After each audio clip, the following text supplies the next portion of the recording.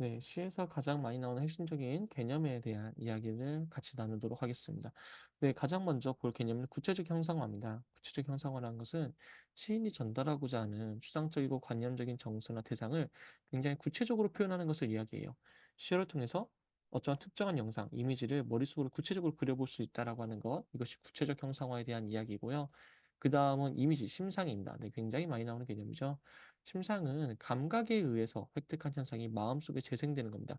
감각이에요. 핵심. 감각에 따른 이미지입니다. 그렇기 때문에 시어를 통해 마음속에 감각을 재생시키기도 하고 시적 상황을 생생하게 느끼기도 하고 운동감을 나타내기도 하고 대상의 인생을 구체화하기도 하고 시적 정서나 분위기를 환기시키기도 하는데 이 감각이 뭡니까? 우리가 말하는 오감이죠. 네, 시각, 청각, 후각, 촉각, 미각 이런 것들에 대한 감각을 이야기합니다. 그래서 이 심상의 종류는 이렇게 나눠질 수 있어요. 시각, 눈으로 보는 거죠. 보는 것, 청각, 귀로 듣는 겁니다. 귀로 듣는 거예요. 예를 들어서 그래서 대표적인 의성어 같은 것들이 청각적 이미지에 포함이 됩니다. 후각적 이미지는 코로 보는 거죠. 촉각적 이미지는 피부, 네, 촉감을 통해서 나타낼 수 있는 거고요. 미각적 이미지는 혀, 맛을 통해 나타내는 거.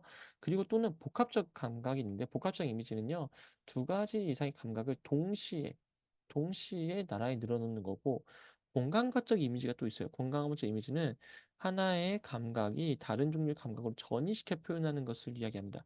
이게 그 복합적 이미지와 공간과적 이미지를 헷갈려서는 안 돼요. 복합적 이미지는 네, 두 개의 감각이 동시에 나타나는 거라고 하면은 공간과적 이미지는 전이가 이루어지는 게 공간과적 이미지가 갖고 있는 특징입니다. 이 또한 의미에 따라서 이미지의 종류가 달라지게 되는데 긍정이냐 상승이냐 부정이냐 하강이냐도 나눠지기도 하죠. 긍정은 네, 화자가 지향하고 긍정하는 느낌을 주는 거고 상승은 정서를 끌어올리는 거죠. 위로 올리기 때문에 굉장히 밝고 긍정적인 것과 연결되는 경우가 많고요. 부정적인 이미지는 부정하고 고통스러운 대상, 하강과 소멸의 네, 의미를 지닌 것들이 많이 나타나고 하강의 이미지는 가라앉는 이미지다라고 하는 것 또는 움직임에 따라서 동적 이미지다, 정적 이미지다라고 하는 그러한 것이 나타나기도 합니다. 또 굉장히 많이 헷갈리는 개념이 이 객관적 상관물이죠. 이 객관적 상관물이라고 하는 것은 화자의 감정을 간접적으로 드러나는 데 동원되는 구체적인 사물을 이야기합니다. 이 객관적 상관물 안에 역할 중에 하나가 감정이입이 있어요. 네, 그래서 감정이입은 네, 자신의 감정이나 정신을 불어넣어 자기와 대상이 서로 통한다고 생각하는 심적 작용인데요. 화자와 객관적 상관물의 감정이 일치되는 경우가 감정이입에 해당되는 경우입니다. 그러면은 대비되는 경우도 반드시 있겠죠.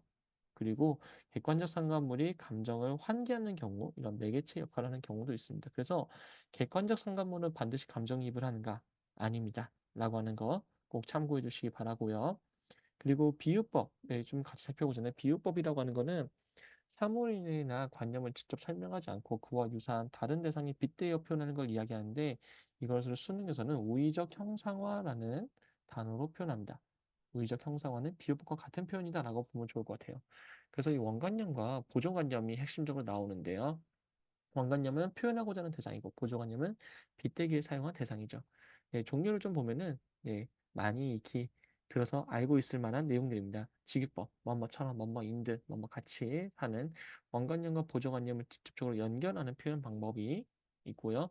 은유법은 연결을 통해 직접 연결하지 않고 마치 두 대상이 동일한 것처럼 나타내는 방법, 은유법이 있습니다. 내 마음은 호수다라고 이런 거죠. 대유법은 대상의 한 부분이나 속성으로 전체를 대신하는 거죠. 네, 사람이 빵만으로 살 수 없고요. 의인법은 사람이 아닌 사물이나 관념에 인격을 부여하는 게 핵심입니다. 의인법은 인격을 부여해야 돼요. 인격을 부여해서 사람처럼 생각하고 느끼고 행동하는 표현 방식입니다. 화려법은요, 무생물의 생물적 특성을 부여하는 거예요. 중요한 건 뭐냐면은 뭔가 인격이 있어야 의인법입니다. 인격이 있어야 의인법입니다. 네, 화류법 안에 의인법이 포함되긴 하지만 네, 의인법 안에 화류법이 포함되는 건 아닙니다. 중의법은 네, 두 가지 이상의 의미를 가지고 있는 거. 풍의법은 은근히 비꼬아서 네, 표현하는 속담과 격언 같은 것들을 이야기합니다. 또 같이 나오는 핵심적인 개념이 상징에 대한 이야기인데요.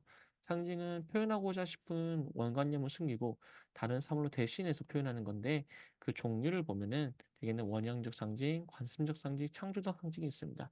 원형적 상징은 네, 원초적 이미지예요. 네, 누구나 사람이기 때문에 역사를 통해 나타나는 거고 관습 상징은 그냥 모든 사람들이 그렇게 쓰니까 그렇구나라고 하는 거. 창조적 상징은 개인이 만든 그런 참신한 상징을 이야기합니다. 비유와 상징의 차이가 있다라고 하면은 비유는 원관념과 보조개념의 개념이 1대 1의 그러한 관계를 가지고 있다라고 하면은 상징은 원관념이 네, 원관념은 굉장히 많을 수 있지만 원관념은 네, 많을 수 있지만 그 보조관념은 하나일 수 있게 됩니다. 또한 그 비유는 작품의 일부 또는 시어나 식구에만 나타나는 게 있는 반면에 상징은 작품 전체에 반복적으로 나타날 수 있다라고 하는 그런 특징도 있습니다. 네, 반어와 역설. 네, 굉장히 중요하죠. 반어는 네, 겉으로 표현할 내용과 속에 있는 내용이 서로 반대되어 진술하는 반대로 말하는 거고 역설은 네, 그 모순이죠. 모순되는 사물과 관념을 네, 연결시키는 그러한 표현 방식을 모순이다라고 하는 것까지 같이 참고해서 정리해 주시기 바랍니다. 고생하셨습니다.